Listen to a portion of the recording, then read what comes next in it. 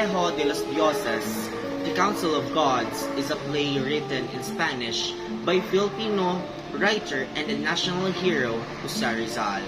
First published in 1880 in Manila by the Liceo Artístico Literario de Manila in 1880, and later by La Solidaridad in 1883. El Consejo de los Dioses was written by Rizal when he was only 19 years old and reveals the humanistic education of the Philippines at the time and his answer to the scholasticism. Júpiter, sentado en el trono de oro y piedras preciosas y levando en el mano el cetro de siepras, tiene a sus pies al águila. Suyo plumaje de acero refleja mil diversos colores. Los rayos sus terribles armas yacen en el suelo. A su derecha está su esposa, la celosa Juno, con refulgente diadema y el vanidoso pavo real. A su escudería la sabella Palas Minerva, hija y consejera adornada de su casco terrible.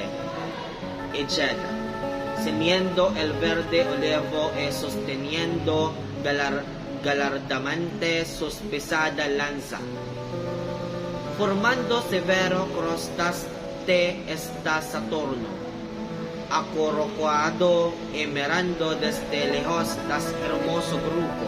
En gracioso desorden jalance la hermosa Venus, recostada en el lecho de rosas coronada de caloroso Mercurio, y acreando al amor.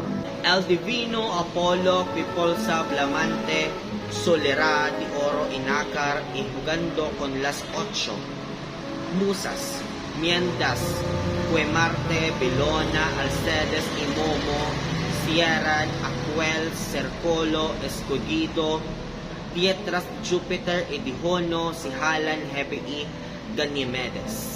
Los dioses y las diosas y las 8 musas mencionados le hagan la musa primerante y después las ninfas, las naiades y las ondenas bailando y esparciendo flores al son de las leras de Apolo y de Erato y de la Fuata y Euterpe. Después de la danza todos se colocan a ambos lados del escenario. He completo hiatos mandatos, soberano padre, Neptuno y su corte no pueden venir, pues temen perder el imperio de los mares, a causa del actual arrojo de los hombres. Vulcano aún no ha terminado los rayos que le encargaste para armar al Olimpo y los está concluyendo en cuanto a Plutón. Basta, tampoco los necesito, Hebe y Tío Canimedes, reparted el néctar para que beban los inmortales.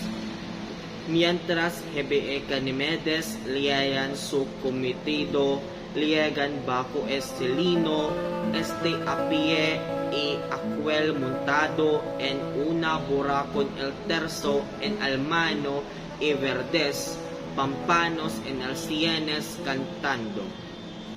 Silencio, ¿no ves que el poderoso Júpiter ha de hablar? ¿Qué? ¿Se ha enfadado el vencedor de los titanes? Los dioses toman el néctar, por consiguiente puede cualquiera expresar su alegría de la manera como le plazca, pero ya vio que mi discípulo te ha ofendido y tomas por pretexto. Defendan Seleno porque no negante, tus discípulos son unos impertinentes. Trata de replicar, pero Júpiter la contiene con un gesto. Entonces manifiesta Minerva su desprecio con una sonrisa tan desdeñosa que altera la delicada sobriedad de sus hermosa labios. Después de tomar todos los dioses de la inmortal bebida, comienza a hablar.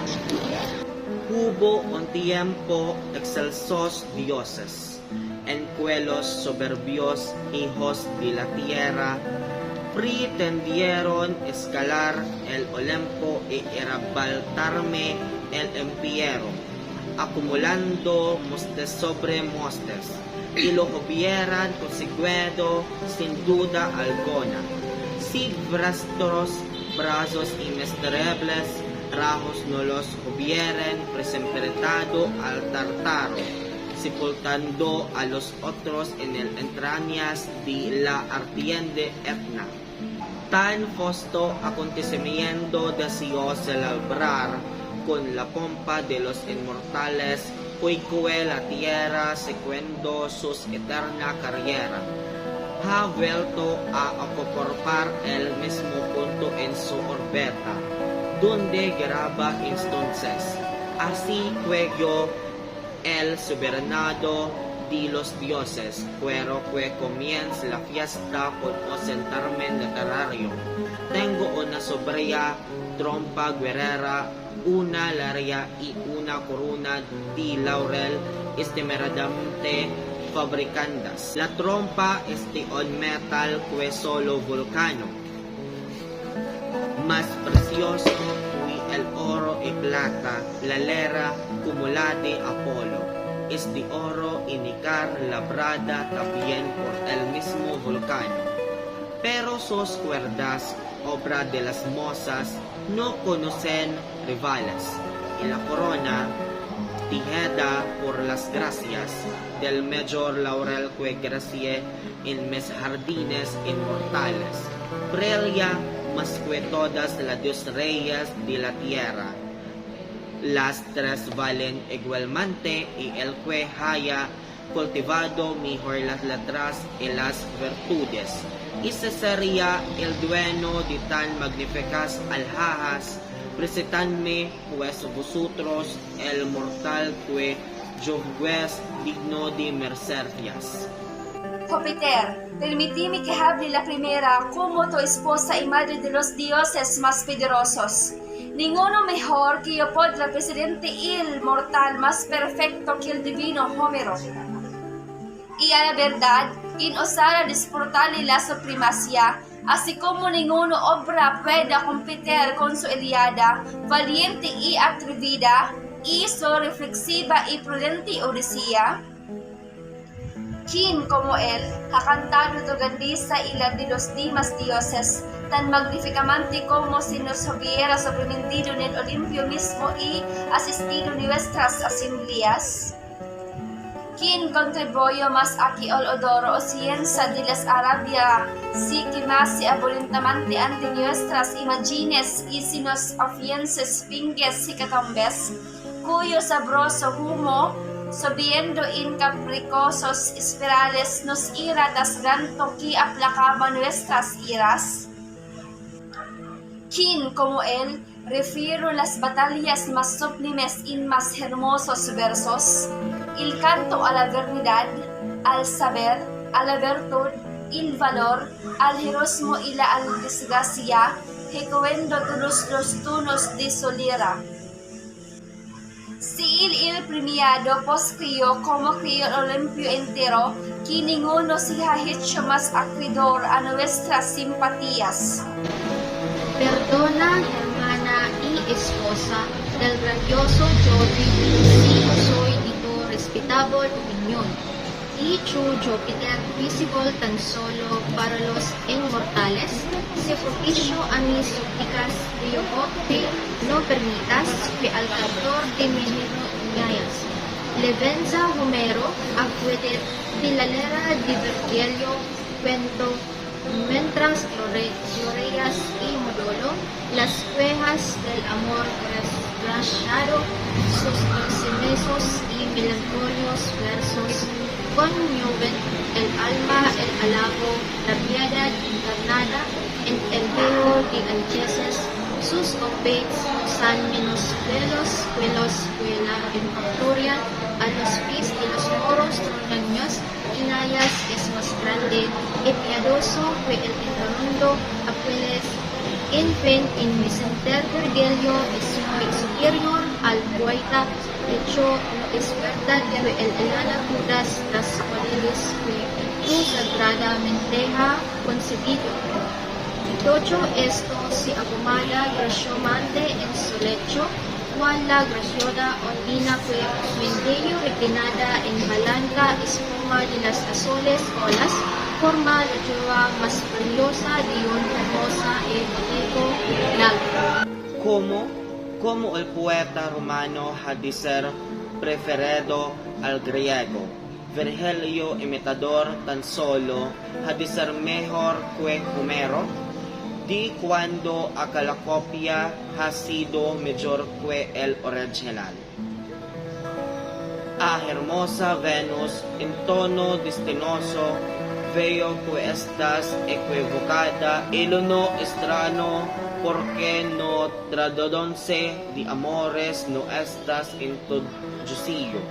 Además, el corazón y las pasiones jamás supieron discorrer. Deja el asunto de los soplejos cortos en umbrales cueredos.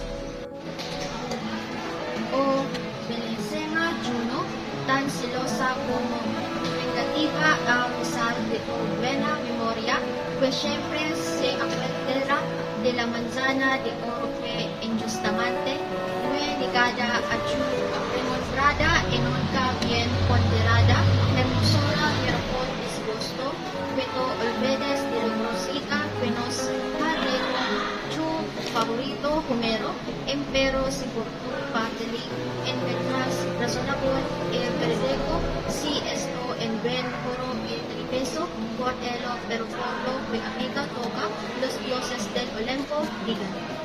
Sí, que digan que tú alabas a Virgilio porque él se ha portado bien contigo, que uno defiende a Homero, pues él es el cantor de las venganzas, que os hacíais mutuas caricias y atentos completos, pero tú, Júpiter, ¿por qué no intervenes en las disputas y te estás allí como el ignorante que huye embobado las trilogías en las fiestas olímpicas?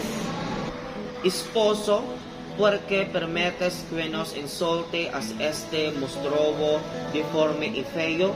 Échale del Olimpo, pues sol aliento en festa ademias. Gloria a uno que nunca insulta, pues solo me el ama feo y deforme. Palidece su frente, se arroga y lanza una fulmente mira a todos, especialmente y Momo. Calle el dios de la borla, por la laguna tierra, pero dijimos ese ejemplo Minerva, cuya opinión ha sido siempre la mía desde lejanos tiempos. Sí, otro como tú ilustres mequetrefes, que os saláis a la donde no debes estar. Te ruego, me Rizal, poderoso hijo de Saturno, que conmuevas el Olimpo al fruncir del ceño terrible, y vosotros, prudentes y venerantes dioses que presidís y gobernáis a los hombres, no teméis a mal mis palabras, siempre sometidas a la voluntad del donante. Si por acaso mis razones carecen a vuestros ojos de peso, dignaos rebatirlas y pesarlas en la balanza de la justicia.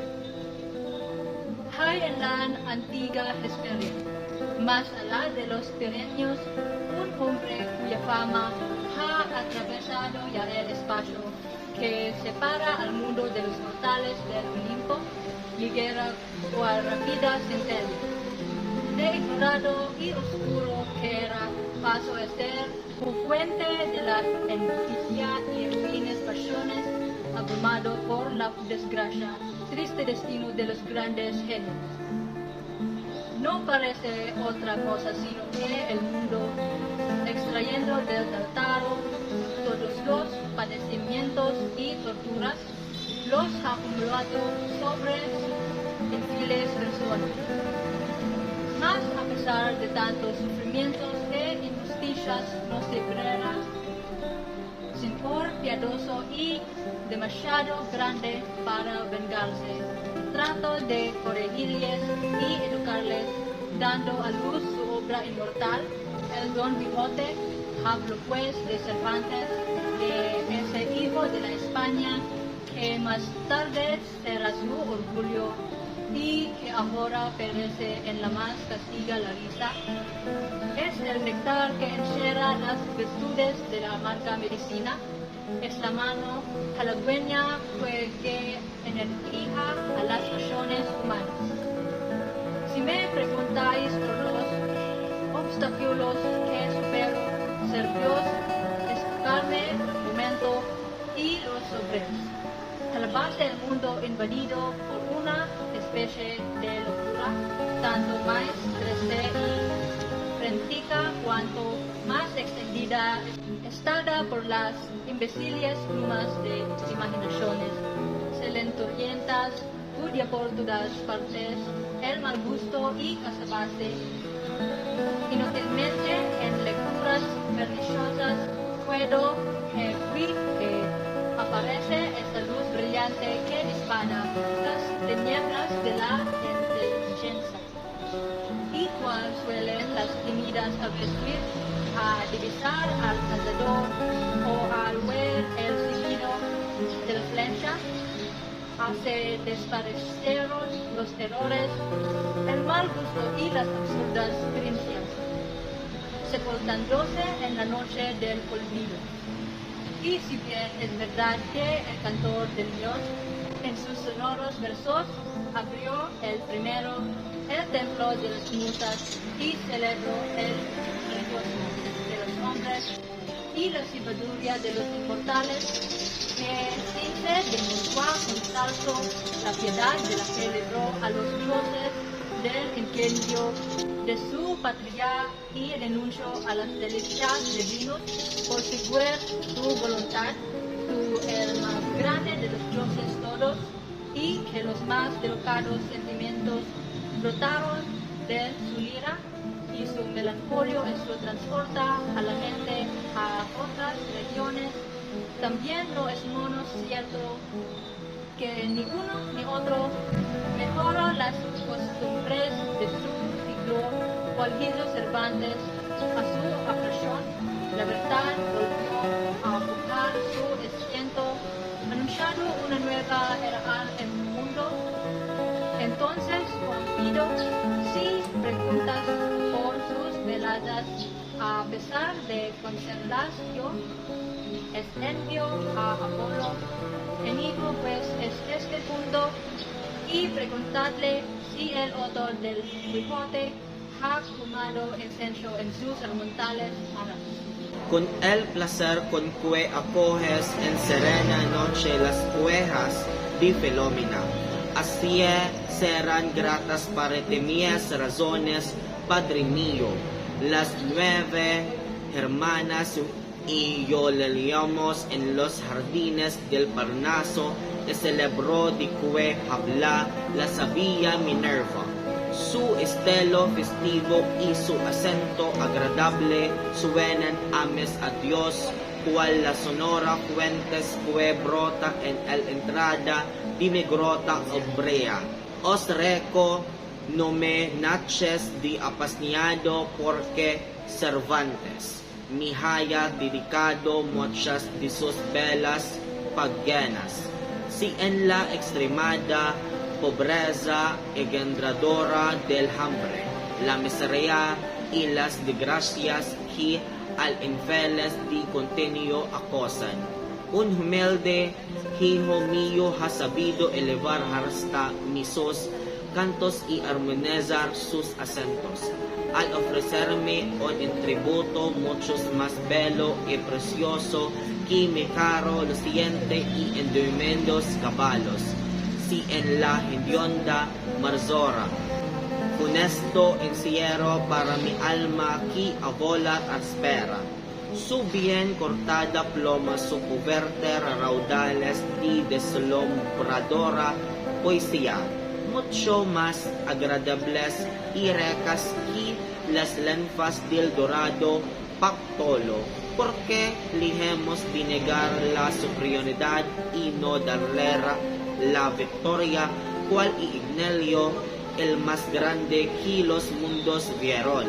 Su Quijote es el libro predilecto de las mozas, y mientras festivo consuela y tristes y melancólicos y ilustra al ignorante, es al mismo tiempo una historia, la historia más fiel de las costumbres españolas.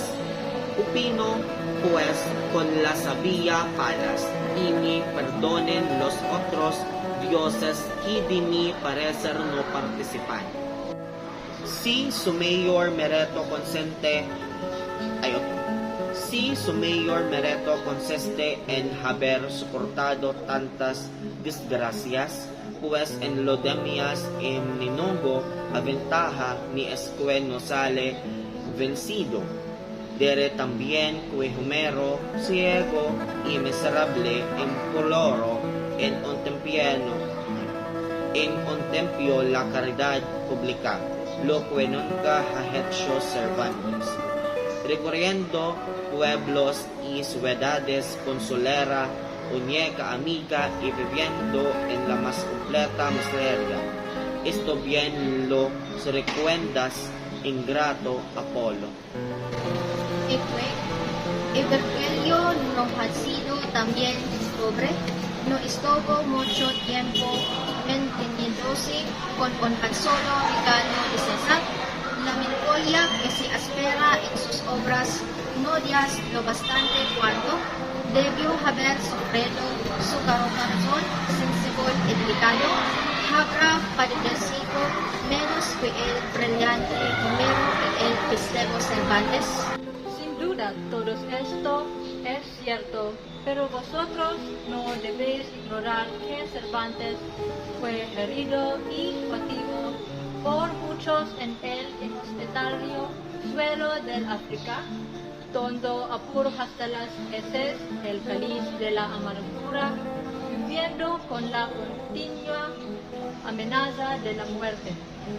Júpiter hace demostraciones de la Esther conforme con Minerva. Se levanta y habla con voz astronadora y eraconda. No, por mi lanza, no, jamás. Mientras una gota de sangre inmortal aliente en mis venas, Cervantes no triunfaba. ¿Cómo permitir que el libro que echa al suelo mi gloria y ridiculiza mis hazañas se alce victorioso? Júpiter, yo te ayude en otro tiempo. Atiende, pues, ahora a mis razones. Exaltada, oyes, justiciero Jove, las razones del valeroso Marte, tan sentado como enforzado. La luz y la verdad cambian en sus palabras. ¿Cómo pues dejaremos que el hombre cuya gloria el tiempo respeto y que lo diga Saturno si vea propuesto a ese adverticio y manco sarcasmo de la sociedad? Y si tú, Padre de los dioses y de los hombres, todas de la fuerza de mis razonamientos, pregunta y esos otros si hay algo que se atribuye a sostenerlo soy con su brazo. Si adelanta arrogante al medio, desafiando a todos con su mirada y blandiendo su acero. Con rostro altanero y mirada reluciente, da un paso y exclama con voz tranquila. Temerario Marte, de la olvidas de los campos troyanos, no fuiste oído por un simple mortal. Si tus razones se fundan con tu espada, las mías no temerán combatirte en tu terreno. Pero para que no se me tache de imprudente, quiero demostrarte que te acuidoras mucho. Cervantes subió tus banderas y te sirvió seriamente en las aguas de Lepanto, donde su vida perdiera si el destino no le dedicase a un fin más grande. Si tiro la espada para coger la pluma, fue por la voluntad de los inmortales y no por despreciarte como tal vez te lo has imaginado en tu loco desbarco. Y más blandamente añade, no sis pues en ranto tú cuyo magnánimo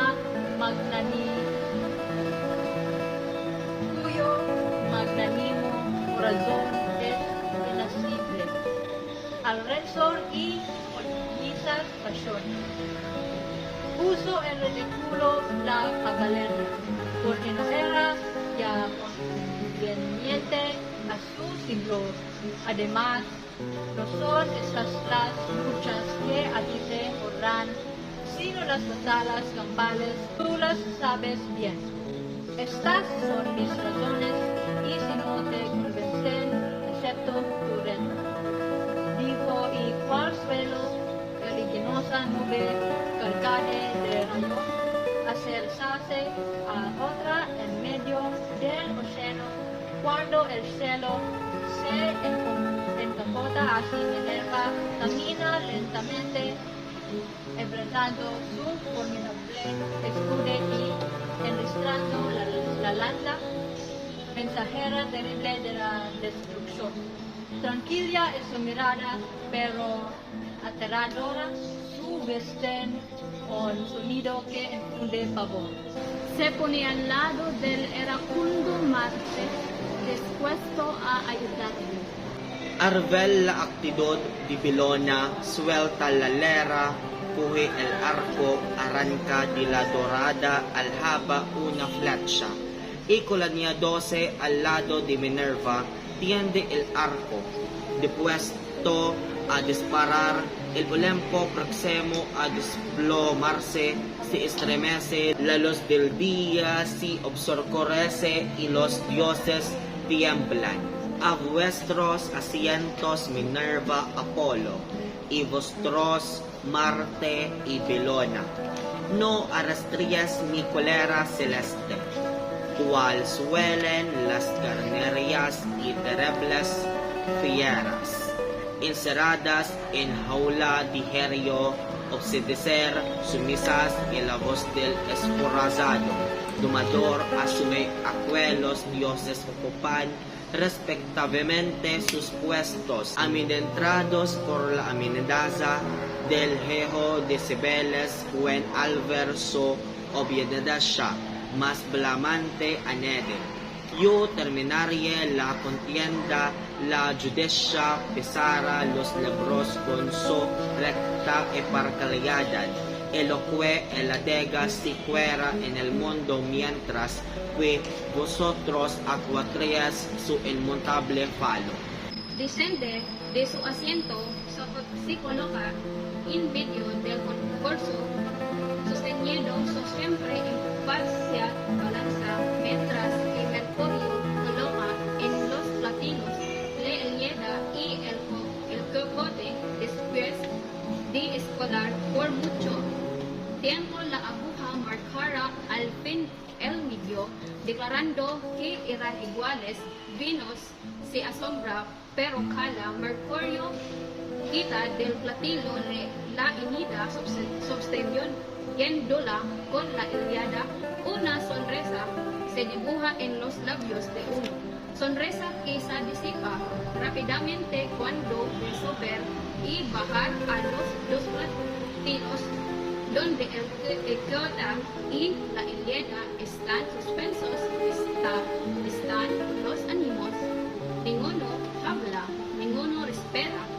Si ve volar un cifero que evidentemente se posa en la rama de un árbol para aguardar también la decisión del destino, al fin ambos platillos se detienen a una misma altura y allí permanecen fijos. Dioses y diosas.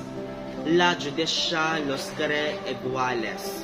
Doblad pues la frente y demos a Homero la trompa. A Virgilio la lera y a Cervantes el lauro, mientras que la fama publicaria por el mundo la asistencia del destino, y el cantor Apolo estonaria ojendo al nuevo astro, que brillara en el cielo de la gloria y ocuparía un asiento en el templo de la inmortalidad. Salve Uto, el más grande de los hombres, hijo predilecto de las mozas, Fuco de estanza, los que alumbrara a los mundos. Salve Lord Otonombre, hermosa lumbrera, en cuyo derredor giraran el ro, futuro mil inteligencias, admiradoras de tu gloria. Salve grandiosa obra de la mano del potente, orgullo de las Españas, flor la más hermosa, cuisenie mis senies. Yo te saludo, tú eclipsarás las glorias de la antigüedad, tu nombre escrito en letras de oro en el templo de la inmortalidad, sería la desesperación de los demás Ignatios. Gigante poderoso, serías invencible, colocado como sobrio monumento en medio de tu siglo, todas las miradas se encontrarán en ti. Tu brazo poderoso vencerá a tus enemigos. Cual voraz incendio consume la seca pahila, y esperazadas musas y conviedo del oloroso merto. Laurel, velo y rosas purpuranas, tijed en honor de Cervantes, inmortales coronas, pan y vostros celonos, faunos y alegres sateros. Danzad en la alfombra de los umbrosos bosques, en tanto que las nedriadas, las nayades, las boriquiosas undinas y juguetonas ninfas esparciendo mil hermosas flores. Embellecerán con sus cantos la solaridad de los mares, las lagunas, las cascadas y los ríos, y agitarán la clara superficie de las fuentes en sus periodos juegos. Si ponen a danzar las mozas, las ninfas, las náyades, etc. Y también bajo Mumo, Seleno y Ganimedes, siendo la principal bailarina, la moza, Terpsichore, Apolo y Erato, tocan la lera, Euterpe, la flota, Clio, la trompeta y Calliope, el claren, entrenando los dioses y las diosas, se ponen a ambos lados del escenario y sus tronos y asientos son transportados también a un lado. Se toca la marcha filipina. Se abre un segundo telón, la vera aparecer en el fondo, iluminado fantásticamente, un busto de Cervantes apoyo la izquierdo, se jala una estatua de cuerpo entero de Rizal, coronándolo. Será substituida entonces la marcha nacional filipina con la marcha real española. Jupiter is seated on the throne of gold and precious stones, bearing in his hand a scepter of cypress. At his feet is the eagle, whose metallic plumage shimmers with various colors. Thunderbolts, his terrible arms lie on the floor. At his right is his wife, the jealous Juno, with the refulgent diadem and the peacock of vanity. At his left is the wise Pallas, Minerva, his daughter and advisor adorned with her helmet and awesome shield. crowned with green olive and gracefully bearing her heavy spear. Forming a prominent contrast is Saturn, sitting on his heels and staring at the beautiful group. In gracious mass reclines the lovely Venus on a bed of roses, crowned with fragrant myrtle. Cupid, divine Apollo, suavely strikes his lyre of gold and mother of pearl, dialing with the 8 muses, daughters of Jupiter, and Mnemosyne, goddess of memory, who are Calliope, muse of heroic poetry, Melpomene, muse of tragedy, Thalia, muse of comedy, Philehemnia, muse of rhetoric, Erato, muse of lyric poetry, Euterpe, muse of song and music, Euronia, muse of astronomy, and Scleo, muse of history. Completing that select circle are Bellona, Alcides, and Momus. Behind Jupiter and Juno are Hebe and Ganymede. On the right side of Jupiter sits Justice on the throne, her attributes in her hands. Enter the 9th muse, Terpsichore, the muse of dance, followed by Nymph, Naiads, and Undines, whose catering flowers dance to the lyres of Apollo and Erato and the flute of Euterpe. After the dance, they group themselves on either side of the stage and enter Mercury. I have obeyed your orders, Sovereign Father. Neptune and his court cannot keep. They fear to lose command to the seas because of the boldness of men. Vulcan is still at work on the thunderbolts you ordered him to make, which is to arm Olympus, and he's finishing them now. As for Pluto, Jupiter interrupting. Enough, I don't need them either. Hebe, Ganymede, serve the nectar so the immortals may drink. Hebe and Ganymede obey. Silence! Don't you see that the mighty Jupiter is about to speak? So what? Is the conqueror of the Titans annoyed? The gods are drinking nectar, so anyone can express merriment as he pleases. But I see that my disciple has offended you, and you use this as an excuse. Defend him, Silenus, so that they won't say your followers have so much bad manners. There was a time, great gods, when the proud sons of earth attempted to climb Olympus by peeling mountain upon mountain, so they could wrest away my power. And there is no doubt at all that they would have succeeded if your arms and my terrible thunderbolts had not hurled them down to the Tartarus, burying the others in the bowels of fairy at night. This happy event do I wish to celebrate with all the pomp of the immortals, now that Earth, following its eternal course, has returned to the very same point in the orbit that it occupied then. Thus, I, the king of the gods, desire to begin this feast with a literary contest. I have here a magnificent war trumpet, a lyre, and a crown of laurel, all exquisitely made. The trumpet is of a metal known only to Vulcan, more precious than gold and silver. The lyre, like that of Apollo, is of gold and mother of pearl, fashioned also by Vulcan, by its strings, wrought by the muses, have no equal, and the crown woven by the graces of the finest flower growing in my immortal gardens, shines more brilliantly than all the crowns of the kings on earth. These 3 prizes are of equal value, and who has most aptly cultivated the letters and the virtues shall be owner of these magnificent jewels. Show me, therefore, the immortal whom you deem worthy to receive them. Allow me, Jupiter, to speak first, since I am your wife and the mother of our powerful gods. No one better than me can present to you so perfect a mortal as the divine Homer, who indeed would dare dispute of his supremacy.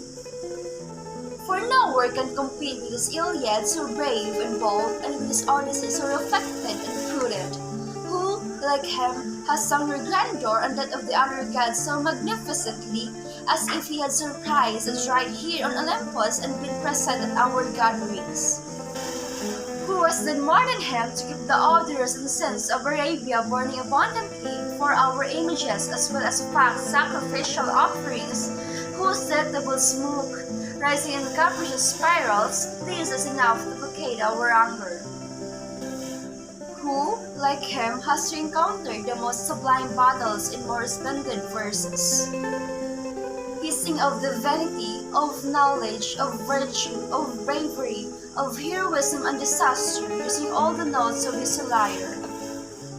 It is he who deserves the prize, for I believe, as all Olympus believes, that nobody else has made himself so worthy of our esteem. Excuse me, sister, wife of great Jove, if I do not share your estimable option, and you, Jupiter, visible only to immortals, be lenient to my peace, I pray you not to allow that he who sang of my son, Aeneas, should be banished by Homer. Remember the lyre of Virgil, which sang of our glories and made sweet even the laments of tragic love. His most sweet and melancholic verses stir the soul. He praised pity in the person of the son of Anchises. His battles are no less glorious those fought at the foot of the Trojan walls. Aeneas is a greater and more virtuous than the irritable Aegeus. In short, to mine, Virgil is far superior to the poet of Chios. It is not true that he fulfills all the requirements laid down by your holy mind. Having spoken, she returns to recline gracefully on her couch. Like the gracious Undine, who cuddling on the foam of the waves forms the most precious jewel of the lovely political lake. What? And why is the Roman poet be preferred to the Greek? How can Virgil, a mere imitator, be greater than the Homer? Since when has the copy been better than the original? Ah, beautiful Venus, I see you're mistaken and I'm not surprised, for when the subject is at love, it's over your head. Besides, the heart and the passions never knew how to reason. Abandon the argument, I beg you in the name of your innumerable lovers. Almost fair, Juno, as jealous as you are wrinkled, in spite of your excellent memory, which ever recalls the golden apples who unjustly denied your famous and never quite fully regarded charms. I see with disgust that you have forgotten the gross insult your favorite Homer hurled against us. However, if you yourself find him reasonable and truthful, that's fine, and I felicitate you for it. But as for me, let the gods of Olympus say it. Yes, let them say that you praise Virgil because of the sun. He behaved well with you, and that whom defends Homer, because he is the poet of vengeance, and that both of you are really merely trading curses and compliments. But you, Jupiter, why do you not intervene in this debate? There you sit, like a stoned fool, listening to the trilogies at the Olympian feast. Husband, why do you allow this deformed and ugly monster to insult us? Kick him out of Olympus, for his breath stinks besides. Glory to Juno, who never insults, for she merely called thee ugly and deformed. Shut up, god of mockery, by the Stygian lake. But enough of this, and let Minerva speak, whose opinion has always been mine since time immemorial. Yes, another one like you, famous meddlers, who are always found where they should not be. Pretending not to hear, removing her helmet to reveal her smooth brow, mansion of intelligence, and speaking in a very silvery voice. I beg you to hear me, mighty son of Saturn, who shakes Olympus with your terrible frown, and you, wise and venerated gods, who direct and govern mankind. Please do not take my words wrong, ever submitted to the will of the thunder hurler. If by chance my arguments lack weight in your eyes, then refute them and weigh them on the scales of justice. There is in the ancient Hesperia, beyond the Pyrenees, a man whose fame is crossed with the swiftness of a lightning flash, the space that separates the world of mortals from Olympus. Ignored and unknown, he became the toy of envy and vile passions, overwhelmed by disaster, the sad fate of great spirits. It seemed indeed that the world had extracted from Tartarus all its sufferings and torments, and had heaped them on his unhappy person. But, in spite of so many sufferings and injustices, he has not cared to return blow for blow, but, being too good and too great to be vengeful, he has rather sought to correct and educate his fellow men by creating an immortal work. is Don Quixote. I speak of Cervantes, of this son of Spain, who is to be her pride, but is now perishing in the most dreadful misery. Don Quixote, his great labor, is a whip that punishes and corrects, drawing not the blood but laughter. It is a nectar that contains the virtue of a bitter medicine. It is a caressing hand that energetically disciplines human passions.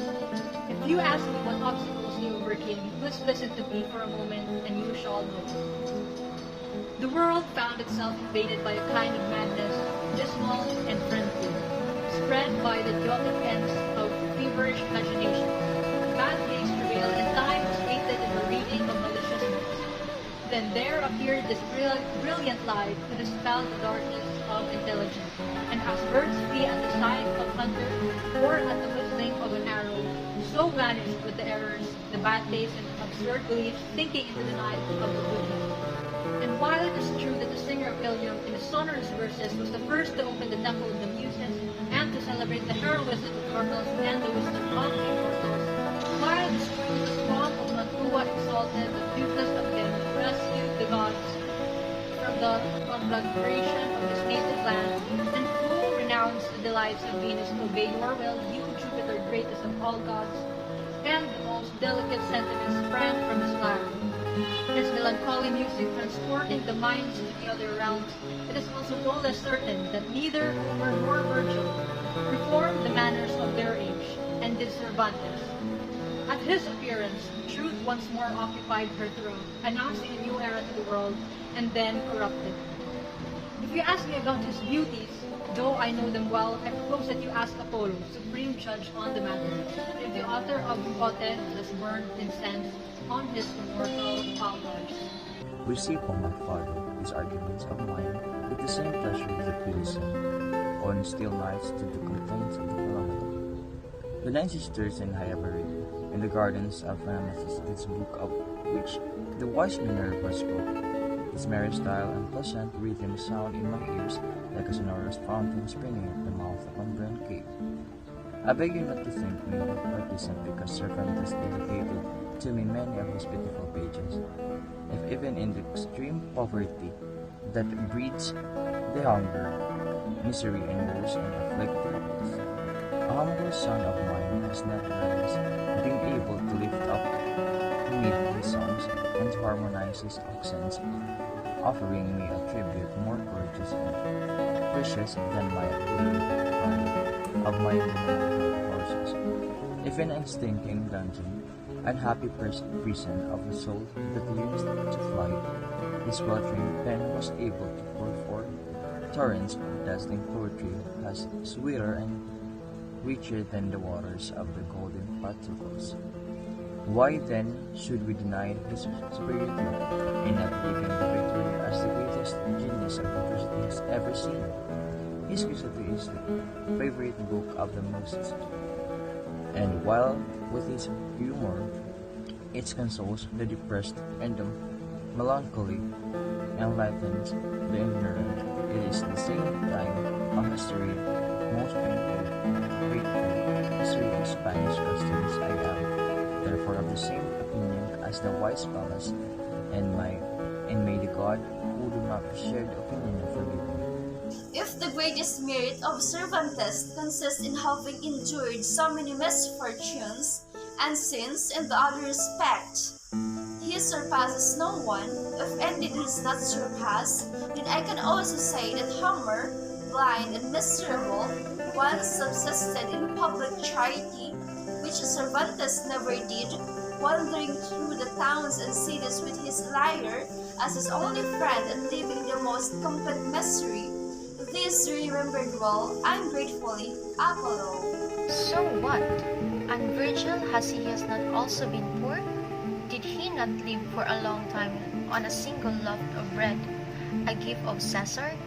The melancholy that breathes from his works, does it not tell enough on how much his sensitive and delicate heart must have suffered? Could he have suffered less than the brilliant Homer of the gay Cervantes? All that is true, no doubt, but you must not forget that Cervantes was wounded. overpowered and taken captive on the inhospitable soil of Africa, where he drained to the dregs the chalice of bitterness, living under the constant threat of death. Jupiter gestures that he agrees with Minerva. No, by my spear, no, never. While a drop of immortal blood warms my veins, Cervantes shall not win. How can I permit a book to rise victorious that hurts my glory to the ground and makes me mock my fist? Jupiter, I help you one time, so listen to my reason. Listen, O Jupiter, the judge. The reason of the valiant Mars, as sensible as his courageous, light and the truth spring from his words. How indeed can we permit this man whose glory time has respected, and did sadly to speak out, to see himself displaced by a one-armed upstart, this scorn of society? And if you, father of gods and men, doubt the force of my arguments, inquire of these others, if there be any among them, who would sustain his reasons with his arm. Stepping forward with proud expression, flashing eyes, but speaking in a serene voice. Foolish Mars, who has forgotten the Trojan field where you were wounded by a mere mortal?